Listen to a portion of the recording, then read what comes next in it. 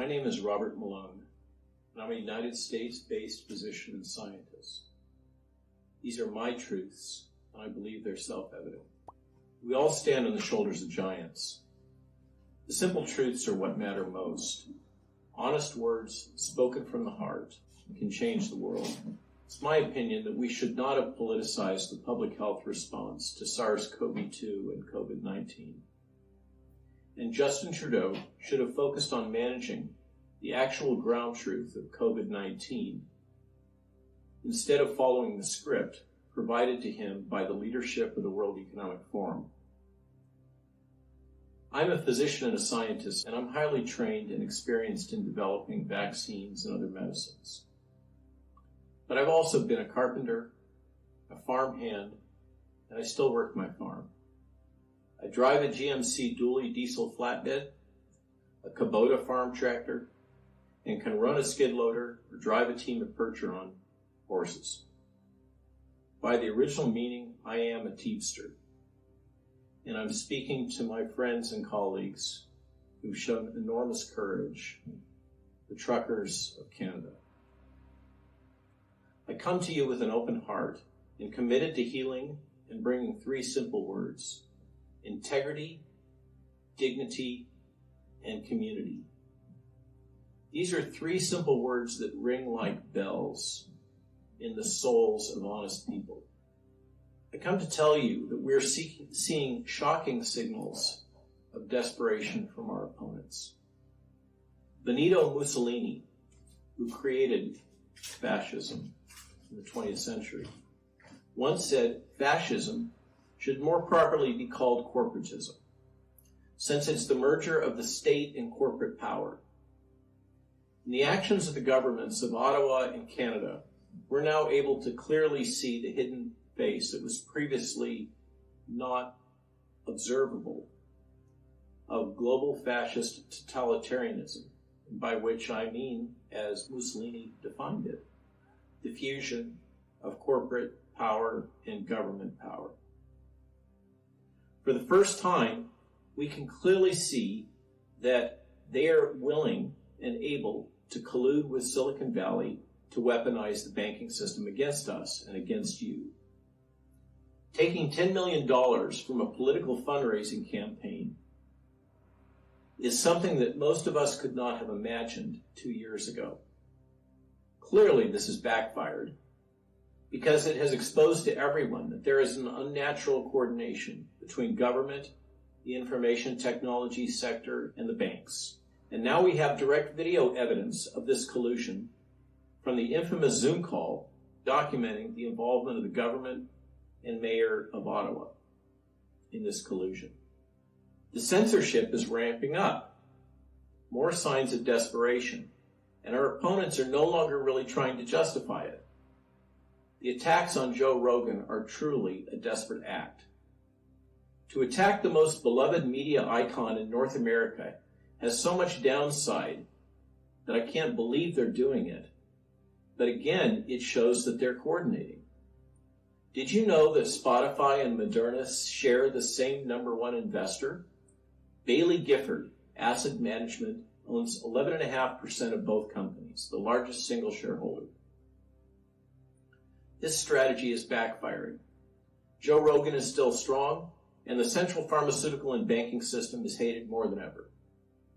So desperate are these conspirators that they now literally have asked the U.S. Department of Defense to commit a felony, changing data in the Defense Medical Epidemiologic Database. Stupidly, it had already been released and was being studied by the medical community.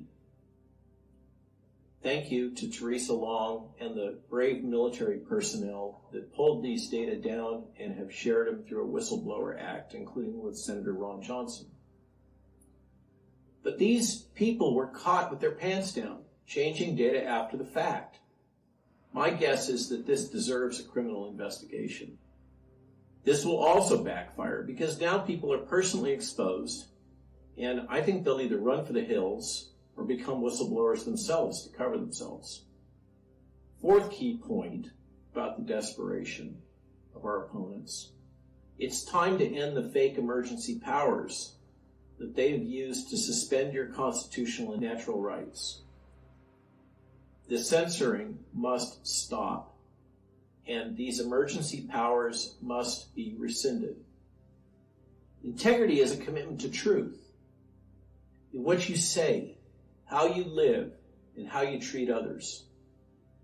St. Augustine, the doctor of the Roman Catholic Church, famously said, "The truth is like a lion. You don't have to defend it. Let it loose, it will defend itself." Regarding dignity, dignity flows from respect for ourselves, for each other, and for the world we live in. Community, which is so absent these days, is what binds us together to each other and gives our lives purpose and meaning. In my opinion, and that of virtually every medical ethicist in the world that has studied this, ever since the Nuremberg hearings, if there is risk, there must be choice. This is the fundamental bedrock truth of modern bioethics. All medical procedures, vaccines, and drugs have risks. All of us have the right to understand those risks and to decide for ourselves whether we willingly accept those risks. To deny this is to deny human dignity. Evil has many roots. In my opinion, a willingness to deny human dignity is one of the largest. In our hearts and in our souls, we all know that this is true. Now, regarding our children, although I'm a physician who's deeply committed to the Hippocratic Oath, I'm above all a husband, father, and grandfather. We must nurture and protect our children. This is job one. It's your job. It's my job. It's not their job to protect us. And during the last 2 years, our society and our public health responses failed to protect them.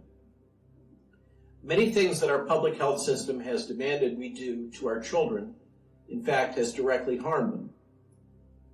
Self-harm, suicide, and drug abuse in children have taken off all around the world. Anxiety, bullying, intimidation, coercion have become the norm. As a parent, it is ultimately your responsibility to protect your children. If they're harmed, you are the one that will have to take care of them, and you will carry that burden for the rest of your life and theirs. Don't let anyone tell you what to do. Think for yourself, because it's your responsibility to protect and nurture them. When I was a child, a brilliant young American president said, "Ask not what your country can do for you. Ask what you can do for your country." Canada is your country. You own this amazing gift, but you must defend it if you wish to keep it, or the globalists will take it from you. They promise that in the future you will own nothing and you will be happy. Do you believe them? Today, I ask all of you to keep the words of President John F. Kennedy in your minds and hearts. We can all be leaders, and you brave truckers, have stepped up to the task. Canada, the United States, and the world thanks you for your courage. We will survive this, and we will overcome these hardships if we can just keep these 3 simple words in our hearts: integrity, dignity, community. Thank you for your time, and I thank you for your courage.